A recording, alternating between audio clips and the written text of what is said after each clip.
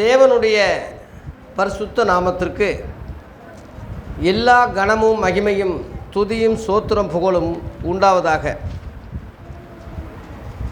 கடந்த நாட்களிலே குமாரன் விடுதலையாக்கினால் மெய்யாகவே விடுதலையாவீர்கள் என்று யோவான் 8:36 மையமாக வைத்து மார்க்கு 5 பிசாசு பிடித்தவனை இயேசு சுகமாக்கின விதத்தை நான் சொல்லிவிட்டு ஒரு 5 பாயிண்ட் சொல்லிவிட்டு அடுத்து நேரம் இல்லாதனால அதனுடைய தொடர்ச்சி செய்தியை அடுத்த வாரம் சொல்கிறேன்னு அடுத்த முறை சொல்கிறேன்னு சொல்லி நான் அதை தொடர்ச்சி செய்தியாக அடுத்த முறை சொல்கிறேன்னு உங்கள்கிட்ட சொல்லியிருந்தேன். அதன்படி இன்று அதனுடைய தொடர்ச்சி செய்தியை சொல்லி நிறைவு செய்ய போகிறேன். அந்த 5 பாயிண்ட் என்ன என்பதை தொட்டு காமித்துவிட்டு இன்றைக்கு அதனுடைய தொடர்ச்சி என்ன என்பதை சொல்லி நிறைவு செய்ய போகிறேன். அதனுடைய 5 காரியம் என்ன என்று சொல்லி சொன்னால், அசுத்தாவி பிடித்த ஒரு மனிதன் பிசாசினுடைய ஆவி, அதாவது லேகியோன் பிசாசு பிடித்த 6000 பிசாசில் பிடித்த அந்த அசுத்தாவினுடைய மனிதன். ஃபேன் போடுப்பா நடுவில், இதெல்லாம் நீ பார்க்குறது இல்லையா?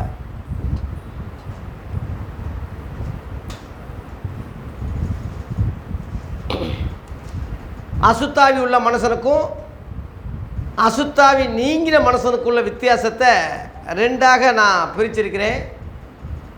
முதல் பகுதி அசுத்தாவி உள்ளவனுக்கு அடையாளம் என்ன, ஒரு 5 பாயிண்ட் சொன்னேன். அதை திரும்ப உங்களுக்கு ஞாபகப்படுத்துகிறேன். முதலாவது,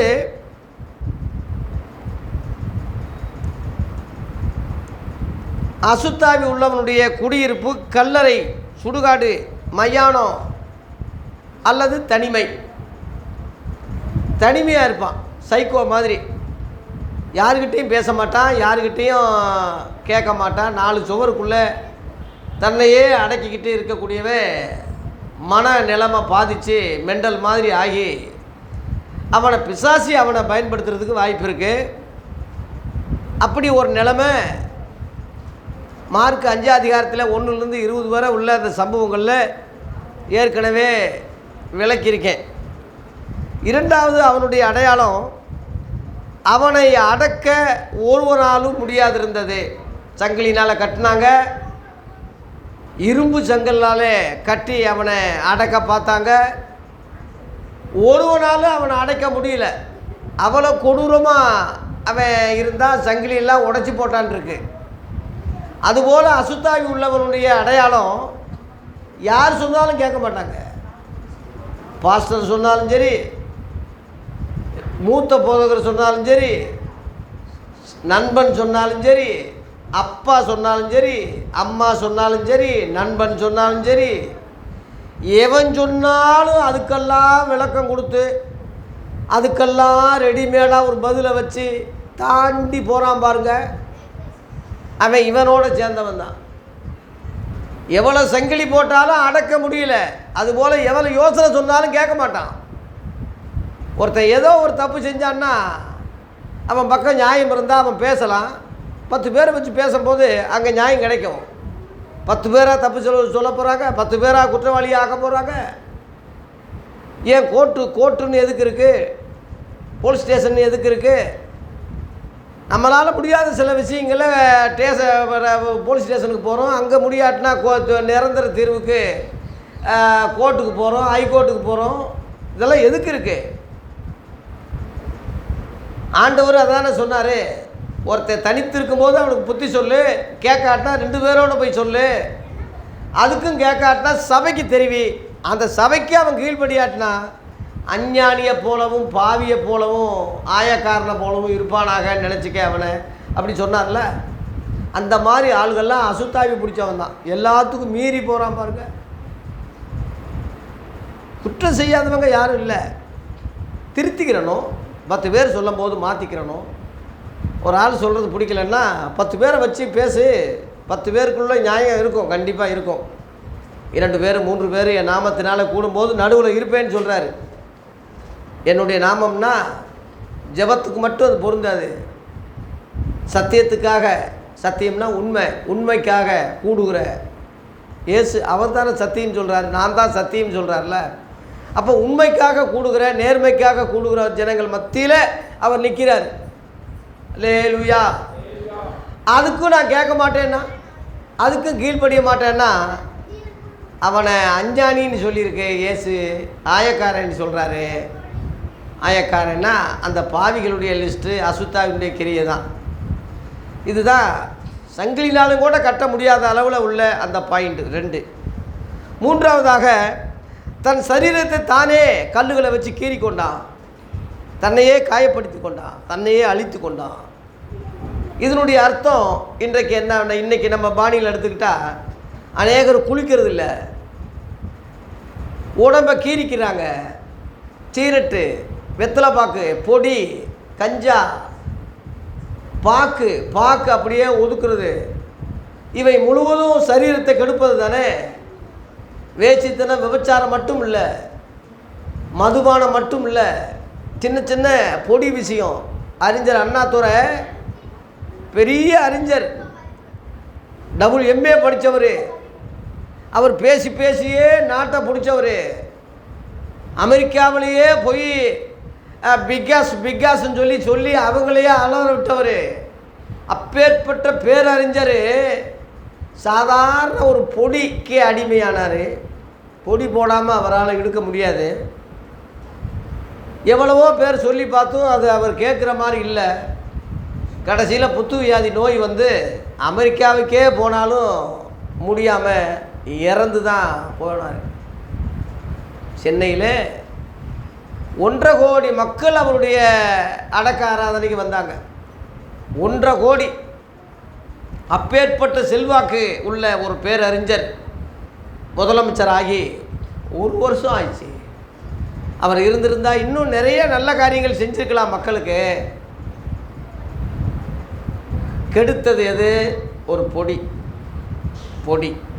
தானே, பொடி பையன் அப்படின்னு சொல்கிறோம், சின்ன காரியம் சொல்கிறோம், பெருசாக பாதிச்சிடும். அதனால் தயவுசெய்து இச்சைகள் வரும்போது, சின்ன சின்ன கெட்ட எண்ணங்கள் வரும்போது அப்பப்போயே அதை அழிச்சிருங்க. இயேசுவின் நாமத்தில் போ பிசாசி, அழிச்சிருங்க. ஒரு சின்ன கெட்ட பழக்கம் வரும்போது டக்குன்னு அதை அப்படியே தட்டி விட்டுருங்க. தெரியாமல் ஒரு சில விஷயங்கள் வரும், உங்களுக்கு வராமல் இருக்காது. உடனே இயேசுவின் நாமத்தில் போ பிசாசி, அந்த கெட்ட எண்ணங்கள் வரும்போது போ சாத்தானே, அழிச்சிடணும். இயேசு பக்கத்தில் இருக்கும்போதே யூதாச இருதயத்தை தூண்டுறான் பிசாசி. யோவான் 14:13 போட்டிருக்கு. தூண்டும் போதே அவன் சுதாரிச்சு, என்ன இயேசுவையே காட்டி கொடுக்குறதுக்கா நீ தூண்டுற? 30 காசு விடவா இயேசு வந்து குறைவானவர் ஆகிட்டார், 30 காசு தான் மேலானவரா? அந்த புத்தி அவனுக்கு இல்லாமல் உடனே இடம் கொடுத்தான். பிசாசு உள்ளே புகுந்துட்டானே இருக்குது. அந்த 27ஆம் வசனத்தில் புகுந்ததுனால 4 கொண்டு செத்தான். அந்த 30 வெள்ளிக்காசும் கூட அவனுக்கு பயன்படலை, தூக்கி எரிஞ்சிட்டான் இருக்கு. தூண்டும் போதே ஆரம்பத்தில் சின்ன தூண்டுதல்லையே சுதாரிக்கணும். பொடிதானே அப்படி நினைக்கக்கூடாது. பெரிய இழப்பு ஏற்படும், சின்ன சின்ன குற்றங்கள், பெரிய காரியங்கள் ஏற்படும். நீங்கள் தெரியாமல் செல்ஃபோனை ஆபாச காரியங்களை பார்க்குறீங்க, அண்டர் கிரவுண்டில் தெரியாமல் யார் பார்க்க போகிறாங்கன்னு அப்படியே பார்க்குறீங்க, பெரிய பாதிப்பு ஏற்படும். பெரிய அந்தரங்கத்தில் பார்க்கிற தேவன் வெளியரங்கமாக பலன் கொடுப்பாருன்னு. வெளியரங்கமாக வந்துடும். வெளிவராத குற்றம் இல்லை, வெளிக்கு வராத பாவமும் இல்லை. எந்த குற்றத்தையும் அடக்கி வைக்க முடியாது. பல நாள் களவு, ஒரு நாள் இளவுன்னு ஏன் சொல்கிறாங்க பழமொழி? ஆரம்பத்திலே கிள்ளி எரிஞ்சிருங்க. ஆரம்பத்திலே அந்த சிமிட்டங்கள் வரும்போது இயேசுவி நாமத்தில் போ பிசாசி, போயிடும். அந்த மாதிரி இந்த லேகியோன் பிசாசி இல்லாமல் தன்னைத்தானே அழித்து, தன் உடம்பை கீறி கொண்டு, தன்னைத்தானே உடம்பை கெடுத்து கொண்டு அநேகர் இருக்கிறாங்க. தயவு செய்து உங்கள் உடம்பை பார்த்துக்கோங்க. உங்கள் உடம்பு தான் தேவாலயம். இந்த கட்டடம் தேவாலயம் இல்லை. இந்த சிலுவையில் இயேசு இல்லை, உங்களுக்குள்ளே இயேசு இருக்கிறார். அது சொல்லி கொடுக்குற இடம் தான் இந்த இடம். இதை சொல்லி கொடுக்குற 10 பேர் உட்காந்து சொல்லி கொடுக்குற இடம் தான் இந்த இடம். நீங்கள் தான் ஆலயம், உங்களுக்குள்ளே இயேசு இருக்கிறார். தெரியாதா உங்களுக்கு? தெரியாதா?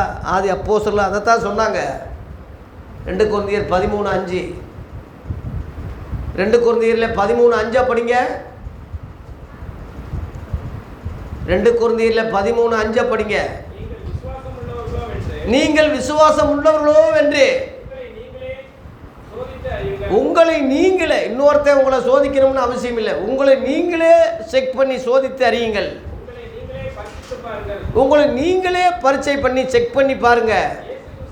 இயேசு கிறிஸ்து உங்களுக்குள் இருக்கிறார் என்று உங்களை நீங்களே அறியீர்களா? நீங்கள் பரீட்சைக்கு நில்லாதவர்களா இருந்தால் அறியீர்கள். அதாவது உங்களை நீங்களே செக் பண்ணுங்க. இன்னொருத்தர் தீர்க்க தரிசனம் சொல்லணும்னு என்ன இருக்கு? உன் தலையில் கையை வச்சு சொல்லுங்க, குறி கேட்குற மாதிரி, ஜோசியம் கேட்குற மாதிரி. உங்களை நீங்களே செக் பண்ணுங்க. உங்களுக்குள்ளே இயேசு இருக்காரா? அவர் தொடங்கப்பட்ட விசுவாசம் உங்களுக்குள்ளே இருக்கா? உங்களை நீங்களே நிதானிக்க கூடாதா? இன்னொருத்தன் சொல்லி தான் உங்களுக்கு தெரியணுமா? உணர்வு இல்லாத மந்த இருதயம் உள்ளவர்களே இயேசு வைகிறாரு. பக்கத்திலே இயேசு பேசிக்கிட்டு இருக்காரு. இயேசு யாருன்னு தெரியல சீசர்களுக்கு. மந்த இருதயம் உள்ளவர்களேன்னு சொல்கிறாரு. அநேகர் அப்படித்தான் இருக்காங்க. அவர் உங்களோடு இருக்கிறார், உங்களுக்குள்ளே இருக்கிறார். அவர் விசுவாசம் உங்களுக்குள்ளே இருக்குது. அதை தெரியாமல் கோயிலில் தான் இயேசு இருக்கார், அந்த கோயிலில் தான் கடவுள் இருக்காருன்னு சொல்லிவிட்டு, புனித நதி அங்கே இருக்குது, ஜெருசலேமில் கோயில் இருக்குது, அதுதான் புனித நாடுன்னு சொல்லி அங்கே போய்கிட்டு எங்கேயோ புனித நதி, புதிய நாடு, புதிய ஆலயம்னு போகிறீங்க. உங்களுக்குள்ளே இயேசு இருக்கிறார். அவர் தொடங்கப்பட்ட விசுவாசம் உங்களுக்குள்ளே இருக்குது. அறியீர்களா? அப்போஸ்தலர் உபதேசம் தான். தெரியாதா உங்களுக்கு? உங்கள் உடம்பை அசிங்கப்படுத்தாதீங்க. பச்சை குத்திக்கிறது. சில பொம்பளைங்க உடம்பு கொஞ்சம் நல்லா செவத்த உடம்பாக இருந்தால் பின்னாடி பச்சை குத்துக்கிறது, படம் வரைகிறது. அது எப்படி நல்ல பொம்பளையாக இருக்கும்? சினிமாவை பார்த்து பார்த்து இன்றைக்கி கெட்டு போகிறீங்க. கேரளா சினிமா காரியம் இப்போ வெளியாகிருக்கு. கேரளாவில் எல்லா பொம்பளைகளும் இப்போ குடி தூக்கிட்டாங்க. அட்ஜஸ்ட்மெண்ட் பண்ணாமல் எதுவும் நடக்காது. பெரிய பெரிய நடிகர்கள் முழுவதும் எங்களை கெடுத்துட்டான், சீண்டிட்டான், பாலியல் பண்ணிட்டான். இப்போ வருது வழக்கு, இப்போ வருது. எல்லாம் பெரிய பெரிய நடிகர்லாம் கலங்கிக்கிட்டு மிரண்டுக்கிட்டு இருக்கான். ஒரே ஒருத்தன் மட்டும் 1000 பேரை கெடுத்தானா. 1000 பேர் அவன் டைரியில் எழுதியிருக்கான். 1000 பேர் நான் கெடுத்திருக்கேன். சாலமோன் ராஜா தான் மோசம்னு நம்ம நினச்சிக்கிட்டு இருந்தா அதை விட பெரிய ஆளுகள்லாம் இருக்காங்க சினிமாவில். அப்போ தமிழ் சினிமா, ஆந்திரா சினிமா யோக்கியங்களா? சினிமான்னு சொன்னாலே அது ஆபாசம் தானே, அதுக்கு அது மோசம் தானே. ஒரு சின்ன ஒரு துண்டை கட்டிக்கிட்டு ஒரு பொம்பளை குளிக்கிற காட்சியை எடுக்கிறான்னா அது எப்படி நேர்மையாக இருக்க முடியும்? எடுக்கிறவன் எப்படி நேர்மையை சுற்றி 1000 பேர் பார்ப்பான் தெரியுமா உங்களுக்கு? படத்தில் அந்த 1000 பேரை காட்ட மாட்டான். நமக்கு ஒரு ஆள் ஒரு பொம்பளை குளிக்கிற மாதிரி தான் தெரியும். ஆனால் படம் எடுக்கும்போது சுற்றி 1000 பேர் பார்ப்பாங்க வேடிக்கை. எவ்வளோ அசிங்க, எவ்வளோ அப்படி ஒரு பிழப்பு தேவையா? அது ஒரு வாழ்க்கையா? அது ஒரு கௌரவமா? அப்படி போகிற பொம்பளை நல்ல பொம்பளையாக இருக்குமா? தன் உடம்பை கெடுத்து கொள்கிறாள். அதை ஒரு மேன்மையாக நினைக்காதீங்க. சில அறிவுரைகள் இருந்தால் அதை மட்டும் எடுத்துக்கலாமே தவிர, சாக்கடையில் கூட நல்ல விஷயத்தை தவறி விழுகிறது சாக்கடையில் கூட உண்டு. சில முத்துக்கள், சில பணம் சாக்கடையில் தவறி விழுந்தால் அதை நம்ம எடுத்து கழுவி கொண்டு போயிடுறோம். அதுபோல் சாக்கடையாக இருந்தாலும் சில நன்னெறிகள், நல்ல கருத்துக்கள் அதில் இருந்தால் அதை முடிஞ்சால் திறமைசாலிகளாக இருந்தால் அதை எடுத்துக்கலாம். மற்றபடி உனக்கு தகுதி இல்லாட்டினா அதை விட்டுறணும். பைபிளை படி, நீதிமொழிகள் படி. எவ்வளோ அறிவுரை, திருக்குறள் மாதிரி இருக்குது. எல்லா மக்களுக்கும் பொருந்தும் நீதிமொழிகள், ஜென்ரல் நாலேஜு. அப்போஸ்தலர் நிருபங்களை படிங்க, சுவிசேஷங்களை படிங்க. எவ்வளவு அறிவு, எவ்வளவு ஞானம், அறிவு. ஆகவே உடம்பை கெடுத்துக்கிறாதீங்க, மனசை கெடுத்துடாதீங்க. உடம்பை பார்த்தீங்கன்னா கயிறு இங்கிட்டு மந்திரிச்ச கயிறை கட்டுறது. அவன் என்ன அறிவாளி? ஒரு 1/4 கிலோ 1/2 கிலோ இருக்கும் போல் இருக்குது 2 கயிறு அவுத்தா, அந்த அளவில் கட்டுறான். அவன் எப்படி அறிவாளியாக இருப்பான்? அவன் ஒரு சினிமாவில் ஒரு காரியம் சொன்னான்னா அது எப்படி உனக்கு அறிவாக இருக்கும், நேர்மையாக இருக்கும், அது எப்படி கரெக்டாக இருக்கும்? ஆகவே சினிமாவை பார்த்து சீரழித்து போயிடாதீங்க, உடம்பை கெடுத்துக்கிறாதீங்க. சினிமா ஆசையில் நிறையா பொம்பளைங்க சென்னைக்கு போய் கெட்டு நாரி நாசமாக போயிருக்காங்க. அதில் ஒருத்தன் பெரிய ஆளாகி அதில் என்ன பெரிய ஆளாகி என்ன சாதிக்க போகுது? என்ன இருக்குது? ஒரு நடிகை வந்துட்டால் குறைஞ்சது ஒரு 10 பேர் 20 பேர் கெடுக்காமல் முன்னணியாக வர முடியாது. அது ஒரு கௌரவமா? அது ஒரு கோல் மாடலாக உனக்கு? அது ஒரு பெரிய ஒரு இதாக? அந்த நடிகை மாதிரி நான் இருக்கேன், இந்த இந்த இந்த நடிகர் மாதிரி நான் இருக்கேன், இந்த தலை மாதிரி நான் எனக்கு இருந்தால் நல்லாயிருக்கும், ஒன்று தளபதி மாதிரி இருந்தால் நல்லாயிருக்கும்.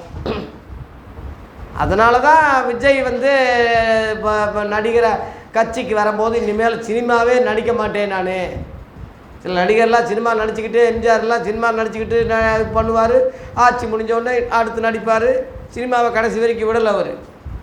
விஜய் வந்து அப்படி இல்லை, சினிமாவே வேண்டாம், இதோட கடைசி படம், இதோட முடிச்சுட்டு நான் அரசியல் இறங்க போகிறேன்னு சொல்கிறாரு. ஏன்னா என்னன்னு பார்ப்போம். 150 கோடி 200 கோடி வாங்குறவன் இன்றைக்கி 1ஆம் நம்பரு ஸ்டாரு. பணமே வேண்டாம், அந்த தொழிலே வேண்டாம், இந்த சாக்கடையே வேண்டாம், மக்களுக்கு நான் இனிமேல் உழைக்க போகிறேன்னு சொல்லி ஒரு படத்துக்கு 200 கோடி வாங்குறவன் வேணாம்னு சொல்லி வந்தால் அவன் பணம் ஆசை உள்ளவன் நான் இருந்தால் வருவானா? அரசியல் வந்து பணம் சம்பாதிக்க நினைக்கிறவன் வருவானா? ஆகவே அதை கொஞ்சம் யோசிக்க வேண்டியது இருக்குது. காமராஜரை போல நல்ல தலைவர்கள் உண்டு, அந்த மாதிரி வரட்டும். யாதும் ஊரே யாவரும் கேளீர் என்று பிறப்புக்கு எல்லா உயிர்க்கும் என்று தலைப்பை வச்சு வர்றாருன்னா பார்ப்போம், யோசிப்போம், ஜெபம் பண்ணுவோம். நல்ல தலைவர்கள் நம்ம நாட்டுக்கு தேவை, தியாகிகள் தேவை, உண்மை உள்ள தேவை, ஆள்க தேவை. ஆகவே குப்பையிலையும் குண்டுமணி மாதிரி சினிமா துறையிலையும் கூட ஒரு நல்ல மக்கள் வர்றது உண்டு. இப்போ என்எஸ் கிருஷ்ணன்லாம் சினிமா துறையில் ரொம்ப சீர்திருத்தவாதி. அண்ணா துறையெல்லாம் சினிமா எழுதினவர் தான். கலைஞர் கருணாநிதி நல்ல கருத்துக்கள் ஆரம்பத்தில் படங்களில் புரட்சி கருத்துக்கள் எழுதி தான் எம்ஜிஆருக்கு பேர் வந்துச்சு. சிவாஜியே அதனால தான் வந்தார். நல்ல கருத்துக்கள் யார் சொன்னாலும் நம்ம ஏற்றுக்கலாம். ஆகவே தேவ பிள்ளைகளே, அது தொழிலாக மாறிடுச்சு, பிஸ்னஸாக மாறிடுச்சு. மக்கள் வந்து அதை பார்த்து வந்து பொம்பளைய நிர்வாணமாக ஆட விட்டால் தான் மக்கள் பார்க்குறாங்கடான்னு சொல்லி தொழில் ரீதியில் சமூக சேவையாக இல்லாமல் அது ஒரு தொழிலாக மாறிடுச்சு. அதுதான் தப்பாக போகுது. ஆகவே கிறிஸ்தவ மக்களே, பிள்ளைகளே, தன்னைத்தானே உடம்பை கெடுத்துக்கிற மக்களை பின்பற்றாதீங்க. லேகியோன் பிசாசு பிடிச்சவன் இரவும் பகலும் கூக்குரலிட்டு தன்னைத்தானே காயப்படுத்தி கொண்டான், உடம்பை கெடுத்து கொண்டான். அதுபோல் நம்ம வாழ்க்கையில் நம்ம கெடுக்கக்கூடாது, நம்ம உடம்பை கெடுக்கக்கூடாது, உங்கள் மனசு கெடுக்கக்கூடாது. சில ஆளுங்க உடம்பு நல்லாயிருக்கும், மனசு கெட்டு போயிருக்கும். மனசில் உள்ள எண்ணங்கள் யாருக்கும் தெரியாது. அன்ற கவுனில் பிசாசி வருவான். 2 மனம் உள்ளவன் தன் வழிகளெல்லாம் நிலையற்றவன் என்று இப்போ யாக்கோப்பு 1:8 படித்தோம் இல்லையா? 2 மனசு இருக்கக்கூடாது. அப்படி ஜெபம் பண்ணால் அந்த ஜெபம் கேட்கப்படாது. தேவன் எதிர்பார்க்கறது முழு மனதோடு, முழு சிந்தையோடு, முழு பலத்தோடு என்னிடத்தில் அன்பு கூறுவாயாக. முழுசாக ஆண்டவர்கிட்ட நீ கொடுக்கணுமே தவிர பாதி உலகத்துக்கும் பாதி தேவனுக்கும் நீ பிரித்து கொடுத்தீங்கன்னா அந்த ஜெபம் கேட்கப்படாது. தேவனை குறை சொல்லாதீங்க. நான் இவ்வளோ நாள் கோயிலுக்கு போனேன், இவ்வளோ பிரசங்கம் கேட்டேன், ஒரு பிரயோஜனம் கிடையாது, ஒன்றும் நடக்கலை. ஆண்டவரை குறை சொல்லக்கூடாது, சபையை குறை சொல்லக்கூடாது, ஊழியக்காரரை குறை சொல்லக்கூடாது. உங்ககிட்ட குறை இருக்குது, நீங்கள் தான் ஆலயம், உங்களுக்குள்ளே இயேசு இருக்க விரும்புகிறாரு. உங்கள் உடம்பை நீ பார்த்துக்கிறணும், உன் மனுஷனை நீ பாதுகாத்துக்கிறணும். அதுக்கு தான் ஆலோசனைகள், புத்திமதி, அதுக்கு தான் இந்த விஷயங்கள்லாம் சபை என்று இருக்கிறது காரணம். இதை சொல்கிறதுக்கு தான், ஆலோசனை சொல்கிறதுக்கு தான், புத்தி சொல்கிறதுக்கு தான், நன்னெறி சொல்கிறதுக்கு தான், நல்ல பழக்க வழக்கம் சொல்லி கொடுக்கறதுக்கு தான். இங்கே அட்ஜஸ்ட்மெண்ட் கிடையாது, வெட்டொன்று துண்டு 2 தான். நீதிபதி இப்போ போயிட்டா இன்னென்ன செக்ஷனில் இன்னென்ன தண்டனைன்னு சொல்லித்தானே அங்கே அட்ஜஸ்ட்மெண்ட் எங்கே பண்ண முடியும்? நீதிபதி பண்ணுனா அது நீதியே இல்லையே, நீதியே இல்லாமல் போயிருமே, நீதிமன்றமே இல்லாவிட்டால் உலகமே அழிஞ்சிருமே. ஆகவே தேவ பிள்ளைகளே, தன் உடம்பை கீறி கொள்ளாதீங்க, தன் உடம்பையும் மனதையும் கெடுத்து கொள்ளாதீங்க, லேகியோன் பிசாசு பிடிச்ச மாதிரி. 4வதாக பாயிண்ட்டு, அவன் இயேசுவை காண்கிறான், இயேசுவை பணிகிறான், இயேசு ஒரு தேவகுமாரன்னு வேற சொல்கிறான், நல்லா தெரியுது. கடைசியில் சொல்கிறான், எனக்கு உமக்கு என்ன. நம்ம 2 பேரும் தனித்தனி தான். ஆனால் பிசாசுக்கு இருக்கிற அறிவு இயேசுவை தேவகுமார்னு கரெக்டாக சொல்கிறான். ஐயா, இயேசுவை பணிகிறான், இயேசுவை காண்கிறான். நீங்கள் இயேசுவை காணலாம். சில ஆளுங்க சாட்சியெல்லாம் சொல்லுவாங்க, இயேசுவை பார்த்து. பிசாசின் தான் இயேசுவை பார்த்துச்சு. 40 நாள் சோதிக்கும் போது இயேசுவை நம்ம விலையை பக்கத்தில் நின்றுக்கிட்டு பேசிக்கிட்டு இருக்கிற பிசாசு பேசிக்கிட்டு தானே இருக்குது. வசனமெல்லாம் சொல்லுது, இது எழுதியிருக்க, கீழே குதி, வசனமெல்லாம் தெரியுது. இயேசுவை பார்க்க தெரியுது, இயேசுவோட பேசுதுயா. ஆனால் இயேசுவின் வழியில் நடக்குமா? நடக்குமா? இயேசுவின் வழியில் நடக்குமா பிசாசு? நடக்காது. அதுபோல் சில ஆளுங்க இயேசுவின் வார்த்தையை கேட்பாங்க, பார்ப்பாங்க, தரிசிப்பாங்க, வசனமெல்லாம் சொல்லுவாங்க, எல்லாம் தெரியும்யா. ஆனால் இயேசுவின் வழியில் நடக்க மாட்டார்கள். ஒருவன் எனக்கு ஊழியம் செய்வானால் அவர் என்னை பின்பற்ற கடவன். யோவான் 12:26. நீ ஊழியம் செய்கிறதா இருந்தால் என்னை பின்பற்று. இன்றைக்கி ஊழியக்காரன் முழுவதும் ஸ்தாபனத்தை பின்பற்றான், ஒரு பிஷப்பை பின்பற்றான், ஒரு தலைவரை பின்பற்றான், அவனுக்கு ஒரு கொள்கை இருக்குது, அதை பின்பற்றான். இயேசுவை எவனும் பின்பற்றல. அதனால தான் அந்த ஊழிய கூடுகையில் அந்த வார்த்தையை எடுத்துட்டாங்க. ஒருவன் எனக்கு ஊழியம் செய்வானால் பிதா கனம் பண்ணுவார்னு போட்டான், மாற்றிட்டான். ஏன்னா எவனும் இயேசுவை கீழ்ப்படுகிறது இல்லை, அவரை பின்பற்றுவதும் இல்லை. இல்லை தேவ பிள்ளைகளே, ஜாக்கிரதை. வேத அறிவு உங்களுக்கு இருக்கலாம், வசனங்கள் மனப்பாடமாக சொல்லலாம், இயேசுவை கூட தரிசிக்கிற பாக்கியம் கிடைக்கலாம், கனாவில் இயேசுவை பார்க்கலாம், சொப்பனத்தில் பார்க்கலாம், தரிசனத்தில் பார்க்கலாம், எல்லா வேத அறிவும் உங்களுக்கு தெரியும். ஆனால் இயேசுவின் வழியிலே நடக்காமல் அவருக்கும் உங்களுக்கு சம்பந்தம் இல்லாமல் இருந்தால் இந்த லேகியோன் பிசாசு பிடிச்சவனுக்கும் உனக்கும் ஒரே கருத்தை தவிர, ஒரே காரியமே தவிர, நீ நல்லவன், நீ பரிசுத்தவான், பரலோகத்துக்கு வரப்போக்கூடியவன் என்று சொல்ல முடியாது. ஜாக்கிரதை, எச்சரிப்பு. 4. 5வதாக பன்னிகளோடு சேர்ந்து முடிவை பெறான் இருக்கு. 5வது பாயிண்ட், பன்னிகளோடு அவன் பழக்க வழக்கம் பன்னிகளோடு இருக்கும். உன் நண்பன் யாருன்னு சொல்லு, உன்னை யாருன்னு சொல்கிறேன்னு ஒருத்தன் சொல்லானா. நீ யாருன்னு தெரிஞ்சு கொள்றதுக்கு உன் நண்பன் யாரு, உன் நண்பன் யார், யாரோட பழகிறேன்னு சொல்லி அந்த நண்பர்களை நீ பார்த்தாலே இவன் யார், எப்படிப்பட்டவேன்று கண்டுபிடிச்சிடலாம். சிலருடைய நண்பர் முழுவதும் பார்த்திங்கன்னா கஞ்சா குடிக்கிறவனாக இருப்பான், சாராயம் குடிக்கிறவனாக இருப்பான், பொம்பளை பொறுக்கியாக இருப்பான், சல்லி பையனாக இருப்பான். அவன் தான் நண்பன் அவனுக்கு. அப்போ இவன் எப்படின்னு புரிஞ்சுக்கலாம்ல, இவன் அப்படித்தானே இருப்பான். தயவுசெய்து நல்ல நண்பர்களை இழந்துடாதீங்க. உங்கள் நண்பர்கள் பரிசுத்தவான்களாக இருக்கணும், நீதிமான்களாக இருக்கணும், நல்ல ஆலோசகராக இருக்கணும், கண்ணியமானாக இருக்கணும், திறமசாலியாக இருக்கணும், நல்ல வசதி உள்ளவனாக இருக்கணும், நல்ல நேர்மையாக படித்து ஒரு பணக்காரனாக இருக்கணும், நல்ல வேலையில் இருக்கணும், நல்ல சம்பளக்காரனாக இருக்கணும். அவன் உங்களுக்கு ஃப்ரெண்டாக இருந்தால் அந்த புத்தி உனக்கு வரும், அந்த அறிவு உனக்கு வரும். அடிமட்டத்தில் உள்ள சில்லற பையங்களோடு நீ தொடர்பு வச்சுக்கிட்டு இவன் தான் என் ஃப்ரெண்டு, இவன் தான் இவன் நண்பன்னா நீ அப்படித்தானே இருப்ப. பன்னிகளோடு அவன் தொடர்பு கொண்டானா பன்னி புத்தி தான் அவனுக்கு இருக்கும். பன்னியை எவ்வளோ தான் கழுவுனாலும் திரும்ப சேத்துல போய் விழுந்துடும். அது மாதிரி பன்னி பையன் சில ஆளுங்க எவ்வளோ தான் புத்தி சொன்னாலும் அறிவுரை சொன்னாலும் திருந்த மாட்டான். 2 நாளைக்கு நல்லா இருப்பான், 3ஆவது நாள் போய் விழுந்துருவான். பன்னிகளோட தொடர்பாக இருந்தான். இதெல்லாம் பிசாசு பிடிச்சவனுக்கு அடையாளம், அசுத்தாய் உள்ளவனுக்கு அடையாளம். 5 பாயிண்ட்டு போன தடவை சொல்லிட்டேன். அடுத்து அதே மனுஷன் இயேசுவால் விடுதலையாக்கப்பட்ட பின்பு, இயேசுவால் தொடப்பட்ட பின்பு, இயேசுவால் சந்திக்கப்பட்ட பின்பு, இயேசுவால் அவன் மனம் திரும்பின பிறகு, இயேசுவால் அவன் ஒரு புது மனுஷனாக மாறின பிறகு எப்படி இருந்தான்? ஒரு 3 பாயிண்ட் சொல்லிட்டு முடிக்க போகிறேன். எப்படி இருந்தான்? இது வரைக்கும் இயேசுவால் சந்திக்கப்படாத முன்பு அவன் எப்படி இருந்தான்? 5 பாயிண்ட் சொல்லிட்டேன். இயேசுவால் சந்திக்கப்பட்ட பின்பு அவன் எப்படி இருந்தான்? எப்படி எப்படி வாழ்க்கை, அதே மனுஷன் எப்படி இருந்தான்? ஒரு 3 பாயிண்ட் சொல்கிறேன். ஒன்றாவதாக மார்க் 5 அதிகாரத்தில் 15ஆம் வசனத்தை படிங்க.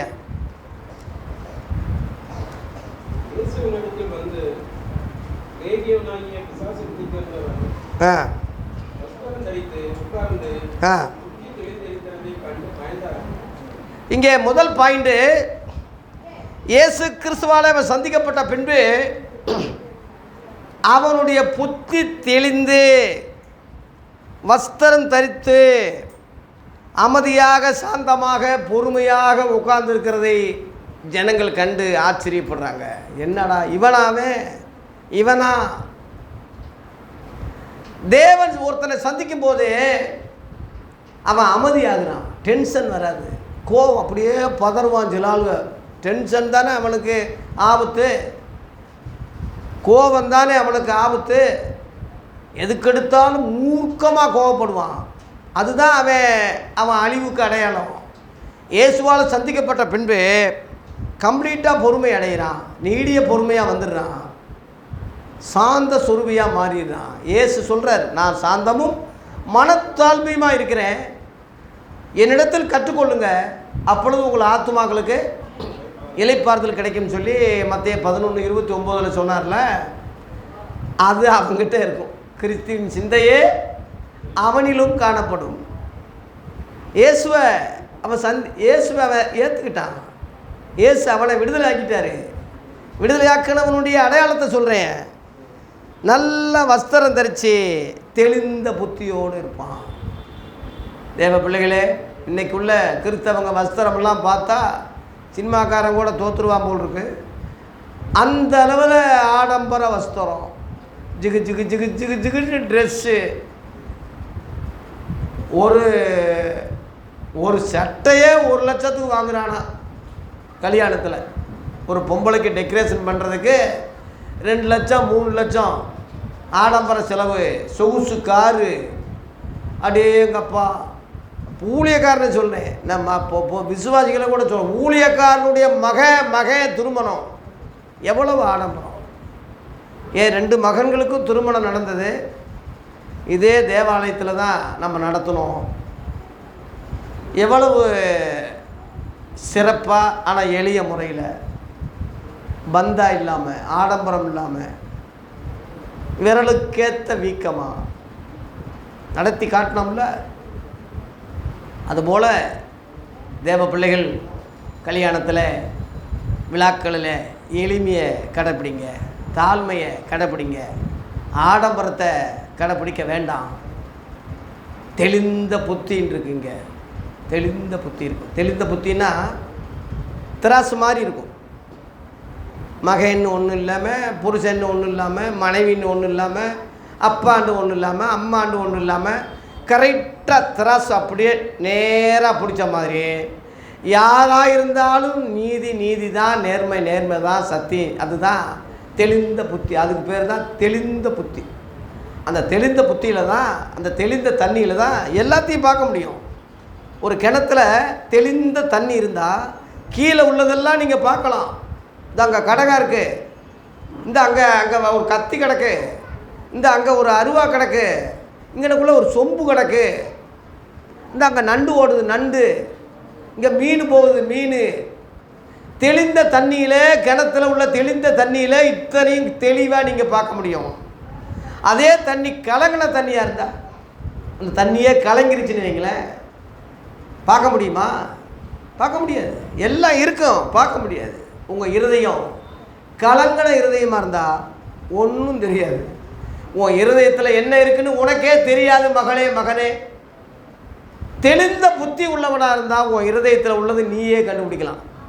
ஓஹோ, நம்ம இருதயத்தில் இந்த எண்ணம் இருக்கக்கூடாது, ஓஹோ இந்த எண்ணம் இருக்கா, இந்த காரியம் இருக்குது. தராசு மாதிரி வச்சு நீ நிறுவ பண்ணு, உனக்கு நீயே திருத்திக்கலாம், உனக்கு நீயே பக்குவப்படுத்திக்கலாம். யாரும் உனக்கு ஆலோசனை சொல்ல வேண்டிய அவசியம் இல்லை. நான் சொன்ன வசனமே அவனை கடைசி நாளில் நியாயந்திருக்கும்னு சொல்கிறார். நியாயந்திருப்புனா திராசு. நீயே மாற்றிக்க. முடியாவிட்டா அப்புறம் ஊழியக்காரங்கிட்ட வா, ஊழியக்காரங்கிட்ட சொல்கிறத நீ கேளு. நீ சொல்கிறத அவனை கேட்க வைக்கக்கூடாது. சில ஆளுங்க பணத்தை கொடுத்து காணிக்கை கொடுத்து தசம பாகம் மாதிரி கொடுத்து ஊழியக்காரனை விலைக்கு வாங்குவாங்க. பாஸ்டர் இப்படி சொல்லுங்கள், பாஸ்டர் இப்படி செய்யுங்க, இப்படி அவர் அட்ஜஸ்ட்மெண்ட் பண்ணி காசு வருதில்ல. இப்போ அப்படி ஆள் உங்கள் பாஸ்டர் இல்லை. ஜார்ஜ் ஆலயத்தில் நான் போதகராக இருக்கும்போது நல்ல சம்பளம் வாங்கிட்டு இருந்தேன், நல்ல வண்டி மரியாதை. இப்போ என் கூட இருந்தவங்கெல்லாம் 30,000 வாங்குகிறாங்க. இப்போயும் நான் நினச்சா போக முடியும். அது ஏன் நம்ம வெறுக்கிறோம், ஏன் அதை விரும்பலை? சத்தியத்துக்கு வந்துட்டோம், உபதேசத்துக்கு வந்துட்டோம். யாருக்கு பணம் என்னைக்கு சம்பளம் வாங்குகிறோமோ அன்றைக்கி அது அவனுக்கு அடிமை. அவன் சொல்கிறத நம்ம கேட்கணும். ஏன்னா பணம் வாங்குகிறோம்ல. ஆதி அப்போஸ்தலர்கள் யாருக்கிட்டையும் சம்பளம் வாங்கலை, உழைச்சி சாப்பிட்டாங்க. காசு சாப்பிட்றது கூட வழி இல்லை. கூட பிறகு கூட முடைகிற வேலையை செஞ்சு ஒரு ஒரு கூலி வேலை செஞ்சு பொழைச்சி அதில் உள்ள காசை சாப்பிட்டுக்கிட்டு ஊழியம் செஞ்சாங்க. அதனால தான் அவன் எவனுக்கும் பயப்படலை, யாருக்கும் கீழ்ப்படியலை. ரத்த சாட்சியாக செத்தாலும் சாகுனாங்களே தவிர அரசாங்கத்துக்கு பயப்படலை, மனுஷனுக்கு பயப்படலை, ஸ்தாபனத்துக்கு வேதவார பரிசெயருக்கு பயப்படலை. யூதாஸுக்கு 30 வெள்ளி காசு கொடுத்தவங்க இவங்க அட்ஜஸ்ட்மெண்ட் பண்ணியிருந்தா ஒரு 10 காசு 20 காசு வெள்ளி பணம் கொடுக்க மாட்டாங்க. அட்ஜஸ்ட்மெண்ட் பண்ணியிருந்தா கொடுப்பாங்கல்ல. அந்த புத்தி எவனுக்கும் இல்லையா ஐயா? யாருக்கும் இல்லையா? இன்னும் சொல்ல போனால் பவுல் பெரிய பணக்காரன், கப்பல் வச்சுருந்தான். ரோம பிரஜை, அதாவது அமெரிக்கா பிரஜை ஆன மாதிரி. இப்போ அமெரிக்காவில் சிட்டிசன்னு ஒருத்தன் ஒரு அதிகாரம் வாங்கிட்டான்னா அது எவ்வளோ பெருமை. அந்த மாதிரி ரோம பிரஜை, ரோமர்கள் தான் உலகம் முழுவதும் ஆட்சி செஞ்சுக்கிட்டு இருந்தாங்க. அவனுடைய பிரஜை, அவனுடைய உடன்படிக்கைக்கு ஒப்பட்ட ஒரு அதிகாரியாக இருந்தான். அவ்வளோ பெரிய பதவி.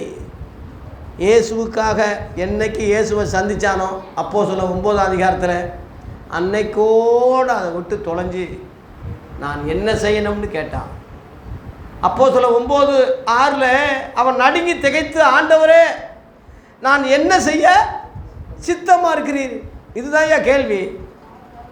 நான் சொல்கிறது நீங்கள் கேளுங்கன்னு இல்லை, நீங்கள் என்ன சொல்கிறீங்க, உம்முடைய சித்தம் என்ன? இதுதான் ஒரு சரியான ஒரு மனம் திரும்புதலுக்கு சரியான ஒரு விசுவாசிக்கு அடையாளம். நீங்கள் பைபிளில் என்ன சொல்லியிருக்கு, சுவிசேஷங்களில் இயேசு என்ன சொல்லியிருக்கார், அப்போஸ்தலர்கள் நிருபங்களில் என்ன சொல்லியிருக்காங்க, மாற்றிக்கங்க. அதை பார்த்து மாற்றிக்கங்க. தெரியாட்டினா போதகிட்ட கேட்டு தெரிஞ்சுக்குங்க. எல்லாமே உங்கள் கையில் தான் இருக்குது. உங்கள் வாழ்க்கை உங்கள் கையில் தான் இருக்குது. நீங்கள் கரெக்டாக தெளிந்த புத்தியாக வாங்க. உங்கள் இருதயம் தெளிந்த புத்தியாக இருக்கட்டும். அப்போ தான் உங்கள் ஜெபம் கரெக்டாக இருக்கும். அதுக்கு தான் கோயிலுக்கு வர்றோம், அதுக்கு தான் இந்த சபைக்கு வர்றோம். மற்றவனுக்கெல்லாம் இந்த ஆலோசனை கிடையாது.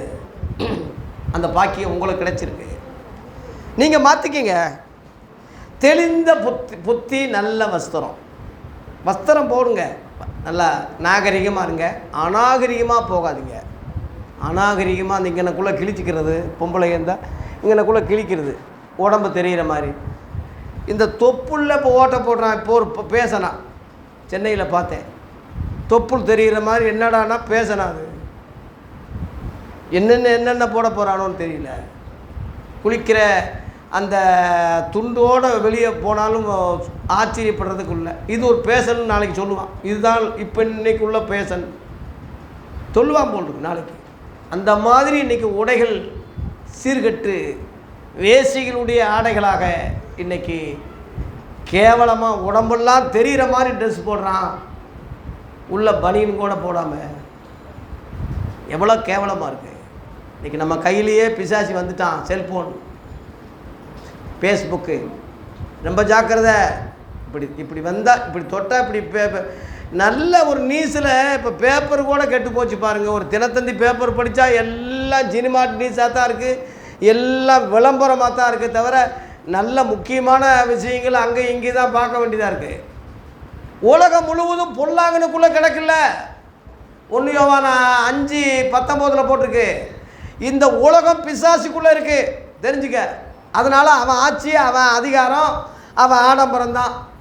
அதனால தான் இயேசுவையே டீல் பேசினான், விலை பேசினான். எல்லாத்தையும் நான் தர்றேன், இந்த உலகம் முழுவதும் உனக்கு தர்றேன், எல்லா ஆட்சி அதிகாரங்கள், எல்லா பணம், தங்கம், வெள்ளி எல்லாம் என்கிட்ட இருக்கு. என்னை பணிந்து கொண்டால் இதெல்லாம் உமக்கு தருவேன். நீங்கள் பெரிய பணக்கார ஒருத்தன் இருக்கிறான்னா அவன் பிசாசி பணிய போய்த்தான் பணக்காரனாக இருக்கான். அதிக பணக்காரனாக எவன் விரும்புகிறானோ அவனை பிசாசி ஆசீர்வதிக்கிறான். மகளே, உன்னை ஆசீர்வதிக்கிறேன், ரொம்ப பணக்காரியாகு. அப்போ தானே பரலோகத்துக்கு போக முடியாது. ஐஸ்வர்யவான்கள் பரலோகத்துக்கு வருவது அரியுதுன்னு சொல்லிட்டார்ல.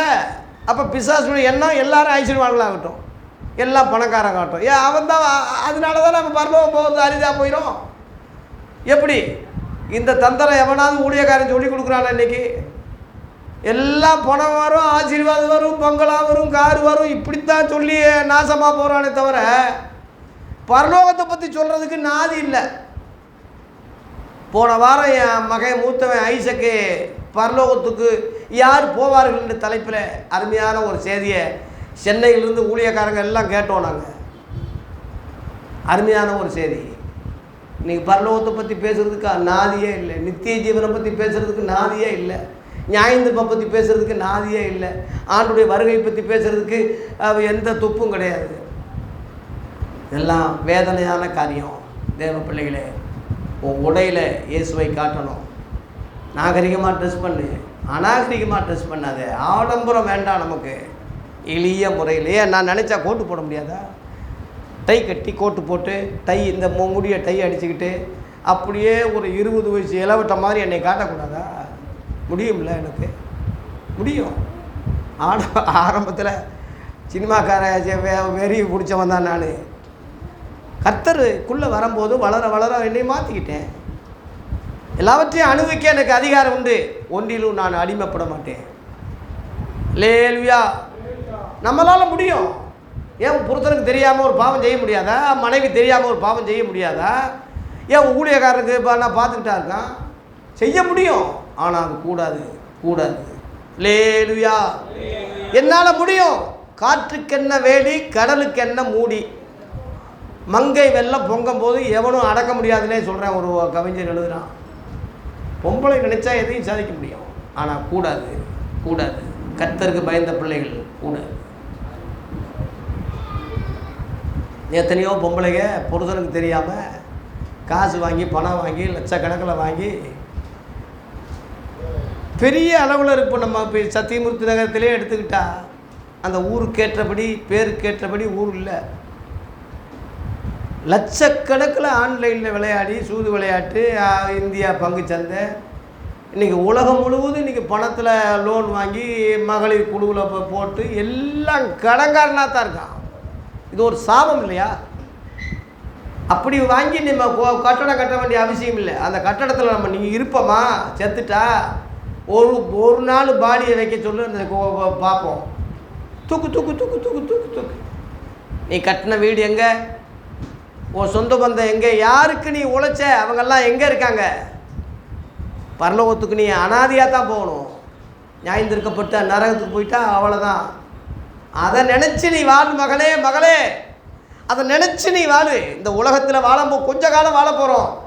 எவ்வளவு கேரண்டியில் வாரண்டியெல்லாம் ஒரு சாதாரண டிவிக்கு வாரண்டி கொடுக்குறான், ஒரு வாட்சுக்கு வாரண்டி கொடுக்குறான். நமக்கு என்ன வாரண்டி இருக்குது? 6லும் சாவு 100லும் சாவுன்னு சொல்லிட்டானே.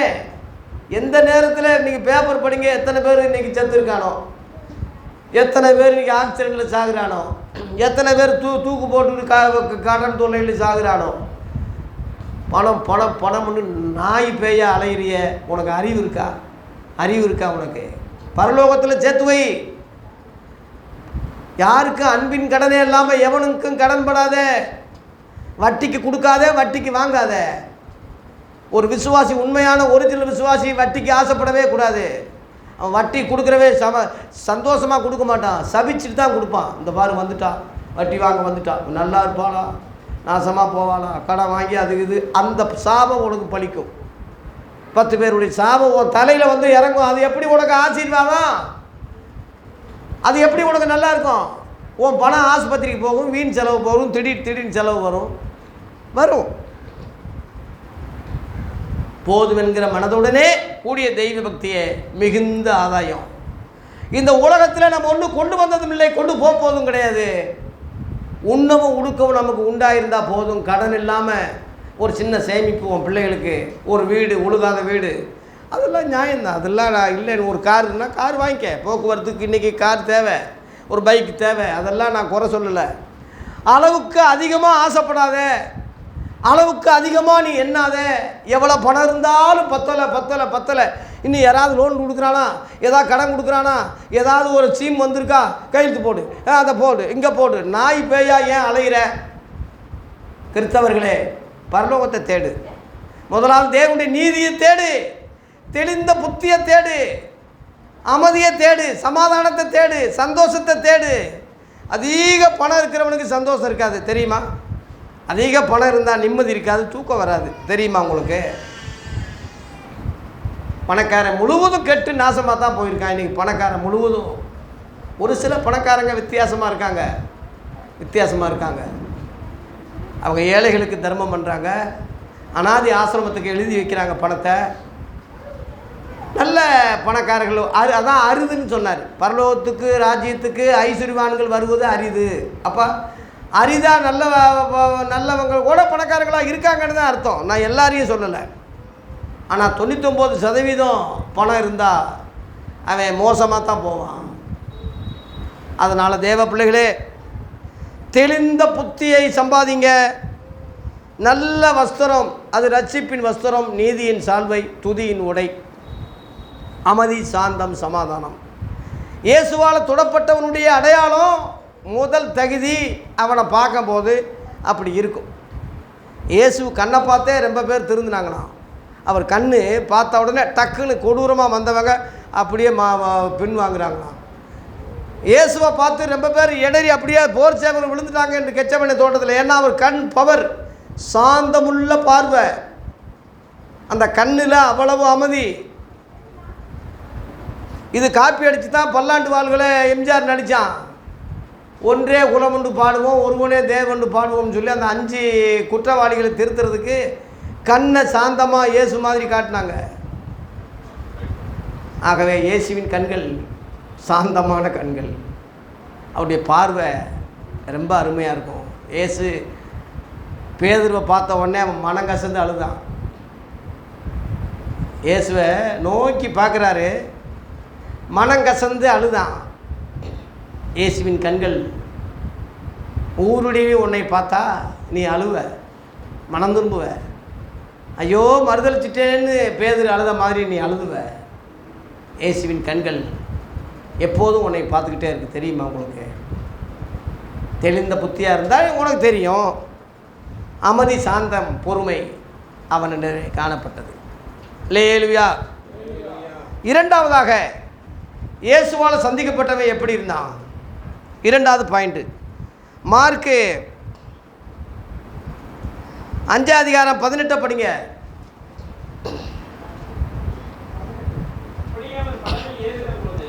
இயேசு படகுல, ஏன்னா அந்த ஊருக்கே வரக்கூடாதுன்னு சொல்லிட்டாங்க அந்த மக்கள். ஐயா நீங்கள் ஊருக்கு வராதிங்க ஐயா, ஒருத்தனை சுகமாக்குறதுக்கே இத்தனை பன்னிகை செத்து போச்சு, பன்னி மேய்க்கிறதே தொழிலாக இருப்பாங்க போல் இருக்கு.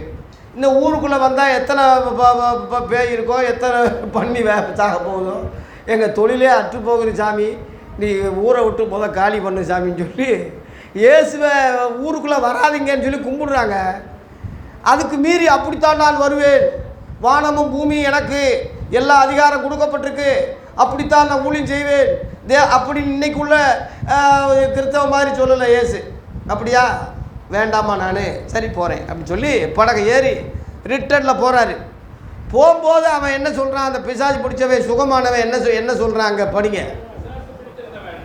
பிசாசு பிடிச்சவன் அவரோடு கூட இயேசுவோடு கூட இருக்கும்படி தனக்கு உத்தரவு கொடுங்க என்று வேண்டிக் கொண்டான். பாருங்க, உறவுகளை வெறுக்கிறான், ஜாதி ஜனங்களை வெறுக்கிறான், ஊரை வெறுக்கிறான், வீட்டை வெறுக்கிறான், மனைவி பிள்ளைகள் இருப்பாங்க போல் இருக்கு வெறுக்கிறான். எல்லாம் வெறுத்துட்டு நான் உம்மோட இருக்க நான் விரும்புகிறேன் ஏசப்பா, என்னை கூட்டிட்டு போகப்பா, உம்மோட இருக்க விரும்புகிறேன். ஒரு ரட்சிக்கப்பட்டவனுடைய குணம் அடையாளம் அதுதான்.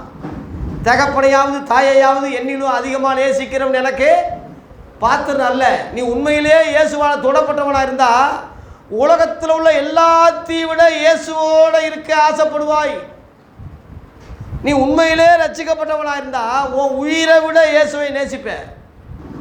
உன் உயிர் என்ன உயிர், அது அற்பமாக நினைப்பேன். உயிர் என்னடா உயிர், இயேசுவுக்காக. அதனால தானே வட இந்தியாவில் போய் சாகுறாங்க, எத்தனையோ மிஷனரிகள் சாகுறாங்க. வெள்ளைக்காரங்க வெளிநாட்டிலேருந்து இங்கே வந்து எத்தனை பேர், நம்ம தமிழ்நாட்டில் எத்தனை கல்லர் இருக்குது. காரணம் என்ன? இயேசு மேலே உள்ள பாசம் தானே. அன்னை தெரசா அம்மாவை எடுத்துக்கிட்டா எவ்வளோ தியாகம், எவ்வளோ தியாகம். மிஷனரிகள் இயேசுவுக்காக வந்து செத்தாங்க. தேவ பிள்ளைகளே, எல்லாத்தையும் விட இயேசுவை நேசிக்கிறவனுடைய அடையாளம் இயேசு அவனை தொட்டுட்டார்னு அர்த்தம். அவன் எனக்கு நல்லா தெரியுது. நான் பிசாசு பிடிச்சிக்கும் போது யார் உதவி செஞ்சாங்க, யார் காப்பாற்றினாங்க? அனாதியாக செத்து தொலடான்னு விட்டுட்டாங்கல்ல. நான் செத்த மாதிரி தான், செத்துட்டேன், செத்த மாதிரி தான். அப்போ இல்லாத உறவு இப்போ எதுக்குடா? அப்போ இல்லாத பாசம் இப்போ என்ன என்ன எனக்கு? அன்னைக்கு இல்லாத வீடு இப்போ எதுக்கு எனக்கு? அன்னைக்கு இல்லாத உறவு இன்றைக்கு எனக்கு எதுக்கு? இயேசு தானே என்னை சந்தித்தார், அவரோட நான் போயிடுறேன். அவர் தான் எனக்கு ஜீவன். கிறிஸ்து எனக்கு ஜீவன், சாவு எனக்கு ஆதாயம். என் வாழ்க்கை முழுவதும் இயேசுவுக்காக ஒப்பு கொடுக்குறேன். சொந்த பந்தம் வேண்டாம், ஊர் உலகம் வேண்டாம், உலகமே வேண்டாம்ப்பா. நீங்கள் எங்கே போனாலும் உங்களை பின்பற்றி வர்றேன், நீங்கள் தான் எனக்கு தஞ்சம். ரெண்டாவது பாயிண்ட்டு, இயேசுவால் தொடப்பட்டவனுக்கு அடையாளம் 2. மூன்றாவது சொல்லி முடிக்கிறேன். மூன்றாவதாக மார்க் 5 அதிகாரத்தில் 19-20 படிங்க, நான் முடிக்கிறேன். இயேசு அவனுக்கு உத்தரவு கொடாமல், நீ இறங்கி உன் இனத்தார்கிட்ட போ, உன் வீட்டுக்கு போ, கர்த்தர் உனக்கு இறங்கி உனக்கு என்னென்ன அவர் செய்தாரோ அதெல்லாம் அந்த மக்களுக்கு போய் அறிவு என்று சொன்னார். அந்தப்படி இதான் பாயிண்ட். அந்தப்படி அவன் போய் இயேசு தனக்கு செய்தவர்களை எல்லாம் அந்த நாட்டில் அவன் பிரசித்தம் பண்ண தொடங்கிட்டான். எல்லாரும் ஆச்சரியப்படுகிறார்கள். போதும் எல்லாரும் ஆச்சரியப்பட்டாங்க. இதனுடைய தத்துவம், இதனுடைய விளக்க சொல்லி முடிக்கிறேன். உன்னால் வெறுக்கப்பட்ட மக்கள்கிட்ட தான் உன்னை இயேசு அனுப்புகிறார். உன் இஷ்டத்துக்கு இயேசு உத்தரவு கொடுக்கல. ஆண்டவரே இதெல்லாம் வேண்டாம், உம்மோட இருக்கிறேன், இதெல்லாம் வேண்டாம்னு நீ நினைக்கிறீல, அதுக்கு உத்தரவு கொடுக்கல அவர். வேண்டாம்ப்பா, நீ போ, உன் வீட்டுக்கு போ, உன் இனத்துக்கு போ, உன் ஊருக்கு போ, உனக்கு கர்த்தர் செய்ததெல்லாம் அங்கே சொல்லு. ஏன்னா நான் சொல்கிறதுக்கு அவங்க இடம் கொடுக்கல, வேண்டாம்னு சொல்லிட்டாங்க, போ சொல்லிட்டாங்க. ஏன் சார்பில் நீ போப்பா, நான் சொல்கிற சுவிசேஷத்தை நீ சொல்லு. உன் ஊருக்காரன் உன்னை நம்புவான், உன் சொந்தக்காரன் உன்னை நம்புவான், என்னை நம்ப மாட்டான், உன்னை நம்புவான். நீ போ, என்கிட்ட இருக்கிறதுக்கு உனக்கு உத்தரவு கிடையாது, நீ அங்கே போ. கீழ்ப்படிதான் பாருங்க, அதான் பாயிண்ட்டு. கீழ்ப்படிதல். அவனுக்கு விருப்பம் இல்லை, ஆனால் இயேசு விரும்புகிறாரு, அதை அவன் செய்கிறான். அதுக்கு பேர் தான் கீழ்ப்படிதல். உனக்கு விருப்பமானதெல்லாம் நடக்கணும்னு நினைக்கக்கூடாது. நீ விருப்பப்பட்டதெல்லாம் நடந்தால் தான் நினைக்கக்கூடாது. அவர் விரும்புகிறத நீ செய்யணும். அந்த அவர் விருப்பம் உனக்கு விருப்பம் இல்லாமல் இருக்கலாம், அவர் விரும்பினதை நீ வெறுக்கலாம், உனக்கு அருவருப்பாக இருக்கலாம், உனக்கு சங்கடமாக இருக்கலாம். ஆனால் அவர் விரும்பிட்டார்ல, அதை தான் நீ செய்யணும். இந்த ஊரில் இருக்க எனக்கு விருப்பம் கிடையாது, தெரியுமா உங்களுக்கு? இந்த ஊரில் உண்மையிலே சத்தியமூர்த்தி நகரத்தில் இருக்க எனக்கு விருப்பம் கிடையாது. சென்னையில் தான் இருக்க நான் நினைக்கிறேன். அங்கே எனக்கு நிறையா செல்வாக்கு இருக்குது, வசதி இருக்குது, வாய்ப்பு இருக்குது, நிறையா பணம் வரும். ஒரு டெய்லி ஒரு நாளைக்கு 1000 ரூபா, எனக்கு 2000 ரூபா ஒரு நாளைக்கு வருமானம், ஊழியம், எல்லாத்துலேயும் செழிப்பு. இங்கே இருக்க எனக்கு விருப்பமே இல்லை. ஆனால் இங்கே தான் இருக்க வைக்கிறார் இல்லையா? எங்கெங்கே போனாலும் போக விடலை இல்லையா? இருக்க விடலை. மதுரையிலையாவது இருக்கேன்னா அங்கேயும் விடலை, சமையனூரில் இருக்கிறேன்னா அங்கேயும் விடலை. போடா போடா போடா போடா, இங்கேயே போடா. வீடு இல்லை, நான் என்ன செய்வேன்? வீட்டை கொடுத்துட்டார் இருறான்னு. நான் சில இது நடக்காததெல்லாம் சும்மா அகராதியாகவே கேட்டேன், எல்லாம் நடத்தி கொடுத்தாரு. ஆச்சரியம். என் மகன் வந்துட்டான், ஜான் பால் வந்துட்டான், வரக்கூடாதவே வந்துட்டான். ரொம்ப ரொம்ப ரொம்ப ஆச்சரியம். இதுதான் கர்த்தர் செய்கிற காரியம். அவர் விரும்புறது இதுதான். எனக்கு விருப்பம் இல்லை, ஆனால் அவர் விருப்பப்படி நான் இருக்க சம்மதிக்கிறேன். இதுதான் தேவ சித்தம் செய்கிறது. இந்த மக்களை வெறுத்தாலும் இயேசு இந்த மக்களை நேசிக்கிறார். உன் குடும்பத்தை நீ வெறுக்கிற, இயேசு அந்த குடும்பத்தை நேசிக்கிறார். உன் சொந்த பந்தத்தை நீ வெறுக்கிற, இயேசு அவர்களை நேசிக்கிறார்.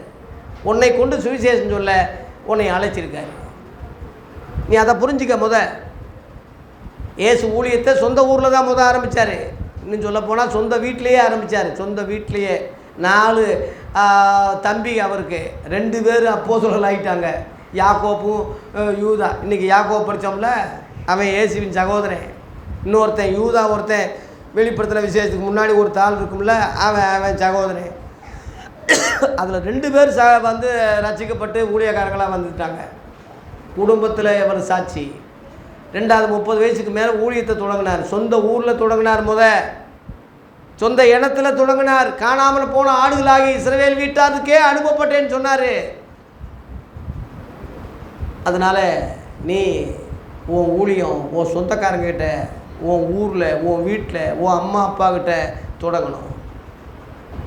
உன் அம்மா உன்னை பற்றி சாட்சி கொடுக்கணும், உன் அப்பா உன்னை பற்றி சாட்சி கொடுக்கணும், உன் சொந்தக்காரன் மாமா மச்சான் சாட்சி கொடுக்கணும். ஏன்னா அவங்களுக்கு தானே உன்னை பற்றி யாருன்னு தெரியும்.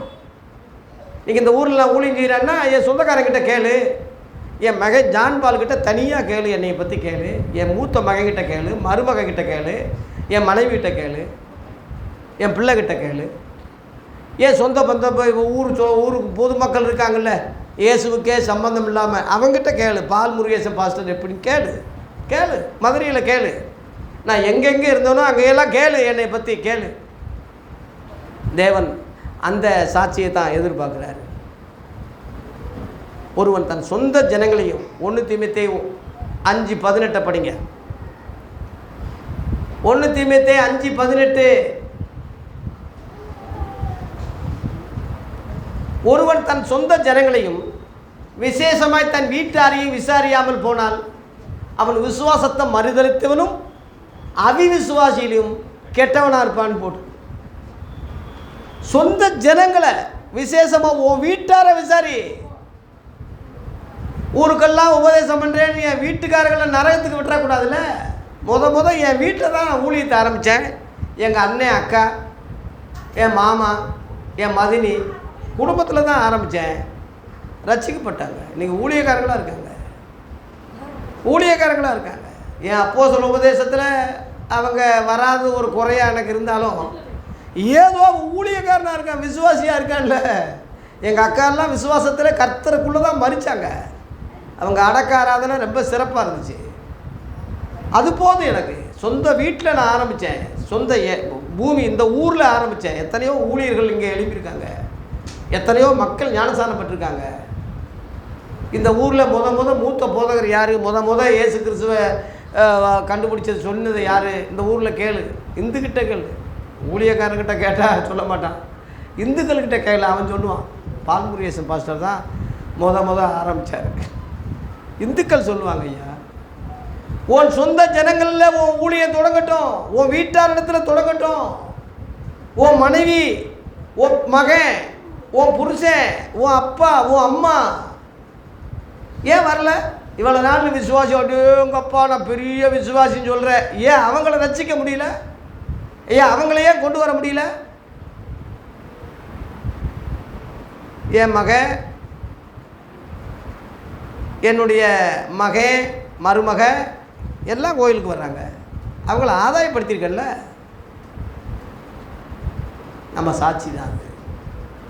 24 மணி நேரம் அவங்க நம்மளை கண்காணிக்கிறாங்க, நம்மளை பார்க்குறாங்க. உன் சாட்சி எப்படி இருக்குது? உன் வீட்டில் உன் சாட்சி எப்படி இருக்குது? உன் குடும்பத்தில் உன் சாட்சி எப்படி இருக்குது? உன் புருஷன் உன்னை பற்றி என்ன சொல்கிறான்? நீதிமொழிகளை போட்டிருக்கு, எல்லாரும் குணசாலியாக இருந்தது உண்டு, நீயோ எல்லாவற்றிலும் பெரிய குணசாலின்னு புருஷன் அவளை புகழுகிறான்னு வசனம் போட்டிருக்கு. குணசாலியான ஸ்திரீ முத்துக்களை பார்க்கும் விளையாடப்பட்டது. உன் புருஷன் சரியில்லைன்னா நீ சரியில்லை, உன் புருஷன் உன் பிள்ளைகள் சரியில்லைன்னா நீ சரியில்லை, உன் மனைவி சரியில்லைன்னா நீ உன்னுடைய சரியில்லை. நீ மீறிய அப்படி தான் செய்யன்னா அதுவும் பாவம் உனக்கு வராது. நீ 2 தடவை புத்தி சொல்லி 3 தடவை புத்தி சொல்கிற, உன் மனைவிக்கு சொல்கிறேன், உன் பிள்ளைக்கு சொல்கிறேன், கேட்க மாட்டாங்கிறாங்கன்னா உன் மேலே அந்த ரத்தப்பலி கிடையாது. சொல்லணும், ஆனால் சொல்லாமல் இருந்தால் அந்த ரத்தப்பலி உனக்கு இருக்கும். சொல்லணும், சத்தியத்தை சொல்லணும், நேர்மையை சொல்லணும், உண்மையை சொல்லணும். விருப்பமில்லாத இடத்துல இயேசு போ சொல்கிறாரு, அவன் கீழ்ப்படினான். 3வது பாயிண்ட், உனக்கு எந்த விருப்பம் இல்லையோ அந்த விருப்பத்தை இயேசு விரும்புகிறாருன்னா உன் விருப்பத்தை தூக்கி குப்பையில் போட்டு அவர் விருப்பத்தை நீ செய்ய பழகணும். இயேசு கெச்சமனே தோட்டத்தில் ஜெபிக்கும்போது, என் சித்தத்தின்படி அல்ல உம்முடைய சித்தத்தின்படியே ஆக கடவுது, இந்த பாத்திரத்தை அப்படியே எடுத்துக்கங்கன்னு அவர் ஜெபிக்கிறாரு. அதான் அவர் சித்தம். சிலுவை காட்சியை பார்க்குறாரு, இந்த கொடூரமான மரணத்தை பார்க்குறாரு, அவரால் சகிக்க முடியல, என்னை எடுத்துக்கங்கன்னு சொல்கிறாரு. ஆனாலும் ஏன் சித்தம் கிடையாது, உங்கள் விருப்பப்படியே உங்கள் சித்தப்படியே ஒப்பு கொடுக்குறேன்னு ஒப்பு கொடுக்குறாரு. பிதாவின் சித்தம் என்ன தெரியுமா? ஏசாயா 53:10 போட்டிருக்கு, கர்த்தரோ அவரை நொறுக்க சித்தமாகி, கர்த்தரோ அவரை நொறுக்குனாரு. இந்த கரும்பை சாறு பிழியிறது பார்த்துருக்கீங்களா? மிஷினில் திரும்ப திரும்ப திரும்ப திரும்ப மடக்கி விடுவான், போட்டு அரைப்பாங்க. 1 துளி 2 துளி அந்த சாறு இருக்கிற வரைக்கும் விட மாட்டான். அப்படித்தான் இயேசு சிலுவையிலே பிழியப்பட்டார். சிலுவையிலே இயேசு நமக்காக பிழியப்பட்டார். கடைசியில் விழாவில் ஒருத்தன் ஈட்டியில் வச்சு குத்துறான், கடைசி ரத்தம் வந்துருச்சு, தண்ணி வந்துருச்சு, அதோட ரத்தமே இல்லைன்னு அர்த்தம். அவ்வளவு ரத்தத்தை முழுசாக சிந்திட்டார் சிலுவையில். ஏன் அப்படின்னா அந்த சிலுவையில் சிந்தின ரத்தத்தினால தான் பரலோகத்தையும் பூலோகத்தையே இணைத்தாருன்னு கொலோசியர் 1:20 இருக்குது. படிங்க, கொலோசியர் 1:20 அவர் சிலுவையில் சிந்தின ரத்தத்தினாலே சமாதானத்தை உண்டாக்கி பூலோகத்தில் உள்ளவைகள் பரலோகத்தில் உள்ளவைகள் யாவையும் இயேசு கிறிஸ்து மூலமாய் தேவனோட ஒப்புரவாக்கி கொள்ள தேவனுக்கு பிரியமானதுனால தான் அவரை நொறுக்க சித்தமானார். 2வது பாயிண்ட்டு அதுலேயே 2:15 கொலோசியர் 2:15 அவர் சிலுவையிலே வெற்றி சிறந்தார், பிசாசை நசுக்கினார். அதில் படிங்க, துரைத்தனங்களையும் பிசாசுடைய அதிகாரங்கள்லாம் உறிஞ்சிக்கிட்டு வெளியரங்கமாக நிர்வாண கோலம், வெளியரங்கம்னா நிர்வாண கோலமானார். அவைகளின் மேல் சிலுவையிலே வெற்றி சிறந்தார். அல்லேலூயா. சிலுவை என்பது வெற்றியின் சின்னம். இது ஒரு விக்கிரகம் கிடையாது. உங்கள் சபையில் சிலுவை வச்சுக்கிட்டு இருக்கீங்க, விக்கிரகம் தானேன்னு சில முட்டா பையன் சொல்கிறான். வெற்றியின் சின்னம். நீங்கள் சொல்லுங்கள், சிலுவையிலே அவர் வெற்றி சிறந்தார். சிலுவையை பற்றிய உபதேசம். அநேகர் சிலுவையை வெறுக்கிறான். பிலிப்பியர் 3:18 அங்கே போட்டிருக்கு, பெந்தைகோசுக்காரன் இன்றைக்கி ஆர்சிக்காரனாலும் சிலுவை வச்சுருக்கான், சிஎஸ்காரனாலும் சிலுவை வச்சுருக்கான் ஐயா, புரட்டஸ்டாண்ட் சபைகள்லாம் சிலுவை வச்சுருக்கான் ஐயா, பெந்தைகோஸ் சபை மட்டும் சிலுவை வைக்க மாட்டாங்கிறான். அதுக்கு அந்த வசனம் படிங்க, பிலிப்பியர் 3:18. ஏன் அப்படின்னா அநேகர் வேறு விதமாக நடக்கிறாங்க. பெந்தைகோசுக்காரன் வேறு விதமாக நடக்கிறான். அவங்க கிறிஸ்துவின் சிலுவைக்கு பகஞ்சர் என்று அநேக முறை நான் சொன்னேன், இப்போ கண்ணீரோடு சொல்கிறேன்னு சொல்கிறான். சிலுவைக்கு பகஞ்சர். சிலுவையின் பற்றின உபதேசம் தேவை. சிலுவையில் வெற்றி சிறந்தார் தேவை. சிலுவையில் அவர் ரத்தம் சிந்தினார், சமாதானத்தை உண்டாக்குனார். பெந்தைகோசுக்காரன் விலகி போயிட்டான், என்னைக்கோ போயிட்டான். அதான் அர்த்தம். காரணம் ஏன், எதுக்காக போனான்? கீழே 19 படிக்கும்போது அந்த விளக்கம் தெரியுது. அவங்களுடைய முடிவு அழிவு. அவங்க தேவன் வந்து வயிறு தான். பொட்டை பெருச்சாளி மாதிரி பெரிய தொந்தியை போட்டுக்கிட்டு பெருசாக உட்காருவான்.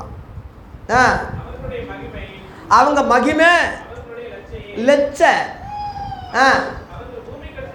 பாயிண்ட்டு.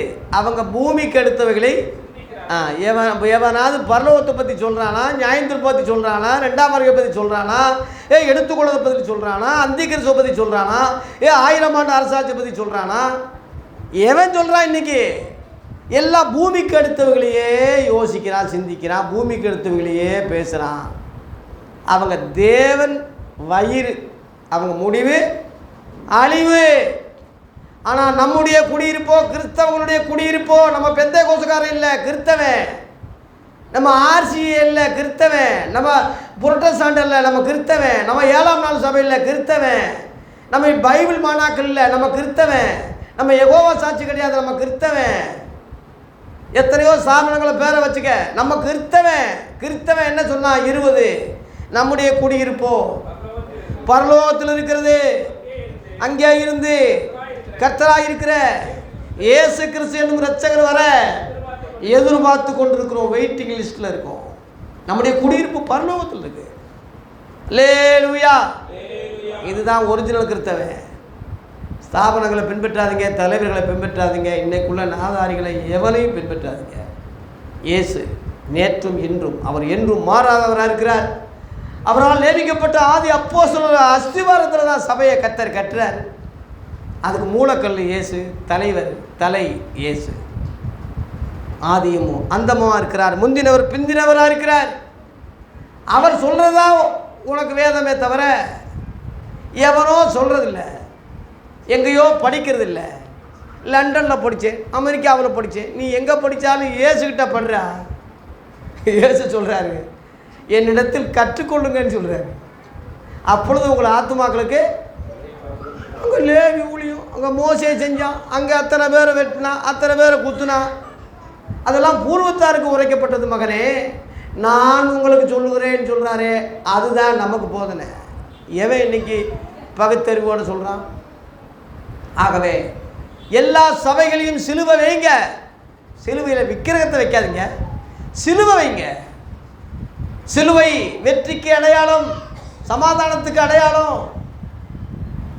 சிலுவை உபதேசத்துக்கு அடையாளம். சிலுவை என் முன்னே, உலகம் என் பின்னே. சிலுவை பார்க்கும் போதெல்லாம் அவர் தியாகத்தை, அவர் இரத்தத்தை, அவர் பாடுகளை உனக்கு நினைவுபடுத்திக்கிட்டே இருக்கும். அதனால தான் பவுல் சொன்னான், சிலுவை குறித்து அல்லாமல் வேறு எதை குறித்து நான் மேன்மை பாராட்டாது இருப்பானாக. அவரால் உலகம் எனக்கு சிலுவையில் அறையப்பட்டிருக்கேன், நானும் சிலுவையில் அரைஞ்சிருக்கேன்னு சொல்கிறான். சிலுவையில் அவரை தவிர வேறு எதையும் நான் மேன்மை பாராட்டாது இருப்பானாக. ஆகவே தேவ பிள்ளைகளே, கடைசியாக அந்த லேகியன் பிடிச்ச ரட்சிக்கப்பட்டவன் அடையாளம், இயேசுவுக்கு கீழ்ப்படிந்து சொந்த இனத்தில் ஊழியத்தை ஆரம்பித்தான், பிரசங்கத்தை ஆரம்பித்தான். உன் மனைவியை சத்தியத்தில் கொண்டு வந்திருக்கியா? சபைக்கு கொண்டு வாங்கன்னு நான் சொல்லலை. சபைக்கு வந்தால் தான் வந்தவங்கெல்லாம் யோக்கியங்கன்னு நான் சொல்ல வரல. சபைக்கு வராதவங்கெல்லாம் தப்புன்னு நான் சொல்ல வரல. உன் வீட்டிலையே சத்தியத்தில் உன் மனைவியை வளர்த்துருக்கிறியா?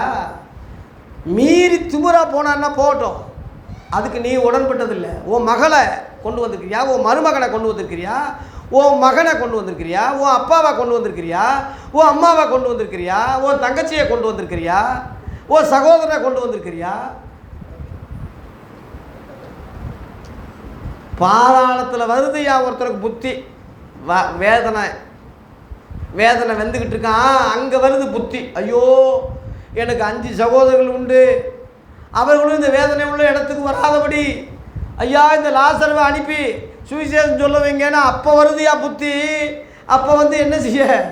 காலம் கடந்த பிறகு சூரியன் நமஸ்காரம் பண்ணுறா, கண்ணு போன பிறகு. இன்னைக்கு நல்ல நாள், இன்னைக்கு அருமையான நாள், கிருபையின் காலம் முடிய போகுது. திறப்பின் வாசல் திறந்திருக்கு, கதவு நோவாவின் பேழை திறந்திருக்கு. கிருபையின் காலம். இதில் நீ ஓடி பொழைச்சிக்கிட்டீங்கன்னா லாபம். இன்றைக்கி என் அண்ணனை ரசிக்காவிட்டால் இன்றைக்கி குடிகாரனாக இருப்பார். என் மதினியை ரசிக்காட்டினா குடிகாரங்களாக இருப்பாங்க. அவங்க பிள்ளைகள்லாம் கெட்டு நாசமாக போயிருப்பாங்க. இன்றைக்கி அவங்க நல்லா இருக்காங்க, காரோடு இருக்காங்க, வீடோடு இருக்காங்க, வசதியோடு இருக்காங்க, உலக பிரகாரமாக நல்லா இருக்காங்க, கஷ்டப்படலை. அதில் எனக்கு ஒரு ஆறுதல் கிடைக்குது. பரவாயில்ல, எங்கள் அண்ணன் நல்லா இருக்கார், எங்கள் அண்ணன் பரவாயில்ல, எங்கள் மதினி பரவாயில்ல, என் அண்ணன் பிள்ளைங்க நல்லா இருக்காங்க. அந்த ஒரு நிம்மதி. என் பேச்சு கேட்குறாங்களோ இல்லையோ அது ரெண்டாவது, எனக்கு எதுக்குறாங்களோ இல்லையோ ரெண்டாவது, அவங்க நல்லா இருக்காங்க, கிறிஸ்துக்குள்ளே இருக்காங்க, ஆண்டவருடைய ஏதோ பேரில் இருக்காங்க. போதும், அது போதுமே. அதுபோல் உன் அப்பா அம்மாவை நீயே நினைக்கல? புறஜாதிகளுக்கு பவுல் ஊழியத்துக்கு அழைக்கப்பட்டிருந்தாலும் அவன் நினைப்பெல்லாம் இஸ்ரவேலர் ரட்சிக்கப்பட வேண்டும் என்பது என் இருதயத்தின் விருப்பமும் நான் தேவனை நோக்கி செய்யும் ஜெபமாக இருக்குன்னு சொல்லி ரோமர் 10:1 இருக்குது. ஆண்டவமாரே நாங்கள் ரட்சிக்கப்படுறதுக்கு என்ன செய்யணும்னு அப்போஸ்தலர்கள் அதிகாரிகள் கேட்கும்போது, கர்த்தராகிய இயேசு கிறிஸ்துவை விசுவாசி, அப்பொழுது நீயும் உன் வீட்டாரும் ரட்சிக்கப்படும். நீ மட்டும் இல்லை, உன் குடும்பம் ரட்சிக்கப்படணும். அதனால் முதல்ல உன் வீட்டுக்கு போ, உன் ஊருக்கு போ, உன் ஜனங்கக்கிட்ட போ.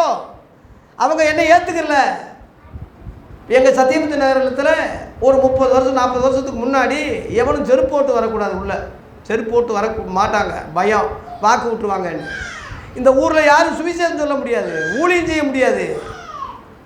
கர்த்தர் என்னை பிடிச்சார், என்னை சந்தித்தார். நான் போக முடியுமா ஊரை விட்டு? என்னை ஒதுக்குவாங்களா? வரக்கூடாதுன்னு என்னை சொல்லுவாங்களா? கர்த்தர் என்னை கொண்டு இந்த ஊரை சந்தித்தார். பிசாசி பிடிச்சவனை போல தான் நானும் இருந்தேன். லேயூன் பிசாசி பிடிச்சி எனக்கு பொருந்தும். சுடுகாடு, தனிமை எல்லாம் எனக்கு அச்சு அடையாளங்கள். நான் யாரையும் சொல்லலை, என்னையும் சொல்கிறேன். 5 காரியங்கள் எனக்கு பொருந்தும்.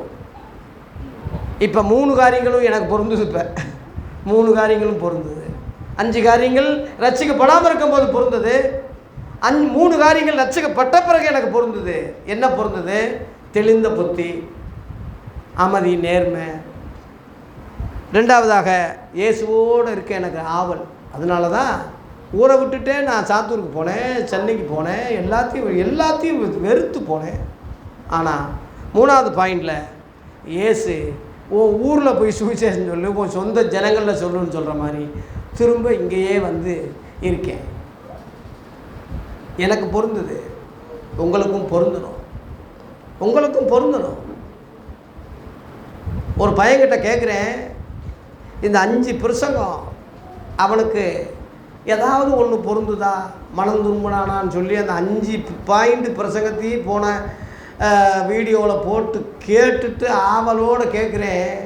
அவன் சொல்கிறான், முந்தியை விட உங்கள் பிரசங்கம் நல்லா இருக்குது பாஸ்டர், முந்தியை விட கொஞ்சம் மெச்சூரிட்டியாக பேசுகிறீங்க, நல்லா ஜென்ரல் நாலேஜோட உதாரணங்களோடு பேசுகிறீங்கன்னு சொல்லி சொன்னானே தவிர, இதன் மூலமாக எனக்கு ஆண்டவர் பேசினார், என்னை சந்தித்தார், இந்த வசனம் மூலமாக நான் தொடப்பட்டேன்னு ஒரு வார்த்தை சொல்லுவானான்னு பார்த்தேன். சொல்லவே இல்லை. தேவ பிள்ளைகளே, இன்றைக்கி உங்களோட இந்த பிரசங்கத்தை இணைங்க. நம்ம எதில் வீக்காக இருக்கோம், எதில் சரியாக இருக்கோம், எதில் விடுதலை பெற்றிருக்கோம், எதில் விடுதலை பெறலை, எதில் நம்ம கரெக்டாக இருக்கோம், எதில் கரெக்டாக இல்லை. நீங்கள் உங்களை இதோடு இணைச்சி திருத்திக்கிங்க, மாற்றிக்கிங்க. யாருக்கும் சொல்லாதீங்க, உங்களுக்கும் கர்த்தருக்குள்ள காரியம், மாற்றிக்கிங்க. ஆகவே செய்தியை நிறைவு செய்கிறேன். ரட்சிக்கப்பட்ட பின்பு அவனுடைய காரியம் தெளிந்த புத்தி, நல்ல வஸ்திரம், அமைதி, சாந்தம், சமாதானம். 2வதாக இயேசுவோடு இருக்க அதிக ஆசைப்பட்டான். 2. 3வது இயேசு கீழ்ப்படிந்தான். அவன் விருப்பமில்லாத இடமா இருந்தாலும் போக மறுத்தாலும் இயேசுவுக்கு கீழ்ப்படிஞ்சு சொந்த வீட்டில் சொந்த இடத்துல ஊழியம் செய்து அநேகர் ஆச்சரியப்படக்கூடிய அளவில் அந்த ஊரை கர்த்தருக்கு சொந்தமாக்கினான். அதுபோல் உங்கள் வாழ்க்கையில் உங்களுக்கு விருப்பமில்லாத இடத்துல இயேசு அனுப்பப்பட்டா சந்தோஷமாக ஏற்றுக்கொண்டு கீழ்ப்படிந்து ஊழியத்தை நிறைவேற்றுங்க. அவர் சித்தத்தை நிறைவேற்றுங்க. அவர் சித்தம் என்ன அப்படின்னா, சுவிசேஷத்தை படி, நிருபங்களை படி. சுவிசேஷத்தில் நிருபத்தில் அவர் சித்தம் வெளியாக இருக்கு. சில முட்டாத்தனமாக சில ஆளுங்க அவர் சித்தத்துக்காக காத்திருக்கேன், அவர் சித்தத்துக்காக ஜெபிக்கிறேன், எவன் சொன்னாலும் அவன் முட்டா பையன் தற்கூரின்னு அர்த்தம். சித்த வெளியாக இருக்குல்ல, இங்கே சுவிசேஷத்தில் இருக்குல்ல, நிருபங்களை பாடு வெளிப்படுத்தி இருக்குல்ல. போன வாரம் என் மகன் ஐசக் அதை சொன்னான். அந்த சித்தம் என்னன்னு, என்ன அந்த சித்தம் என்ன? எல்லாரும் ரட்சிக்கப்படணும், சத்தியத்தை அறிகிற அறிவை அடையும் அவர் சித்தம் உள்ளவராக இருக்கார். நீங்கள் பரிசுத்தம் உள்ளவராக வேண்டும் என்பதே தேவனுடைய சித்தமாக இருக்குது. எல்லாவற்றிலும் சோத்திரம் செய்யுங்க. அப்படி செய்யறதே கிறிஸ்து இயேசுக்குள் உங்களை குறித்து தேவனுடைய சித்தமாக இருக்குது. இதில் பாரு மகனே, தேவன் சித்தத்துக்காக காத்திருக்கேன், இதுக்காக உபவாசம் இருக்கிறேன். அதாவது தற்கூரி முட்டாத்தனம். அது இந்த ஊழியக்காரனும் அப்படி தான் சொல்கிறான், விசுவாசிகளும் அப்படி தான் சொல்கிறான். என்னப்பா சொல்லணும்னா சொல்லுங்கப்பா செஞ்சிடுறேன்னு சொல்ல மாட்டார், சொல்லிட்டாரு. இனிமேல் சொல்லி நீ கேட்டு நீ சொல்கிறியாக்கும் இருக்குது. 2000 வருஷத்துக்கு முந்தையே சொல்லிட்டாரு, நிருபங்களை சொல்லிட்டாரு, சுவிசேஷங்களை சொல்லிட்டாரு, சித்த வெளியாயிடுச்சு. என் பிதாவிடத்தில் கேள்விப்பட்ட எல்லாத்தையும் சொல்லிட்டேன்னு யோவான் 15:15 சொன்னார். நான் சொன்ன வசனத்தில் இப்போயே நீங்கள் சுத்தமாக இருக்கீங்கன்னு சொல்லி அதிலே 3ஆம் வசனத்தில் சொன்னார். அதனால் சித்தத்துக்கு காத்திருக்காதீங்க, ஜெபிக்காதீங்க, எவங்கிட்டையும் போய் சித்தம் கேட்காதீங்க. வெளியாயிருச்சு. சுவிசேஷங்கள் படிங்க, நிருபங்களை படிங்க, வெளிப்படுத்தின விசேஷத்தை பாருங்கள், சித்தத்துக்கு கீழ்ப்படிங்க. இந்த விளக்க உரைகளை, இந்த பிரசங்கத்தை கேட்டு மனம் திரும்புங்க. கர்த்தர் நம்மை ஆசீர்வதிப்பாராக. நன்றி, வணக்கம்.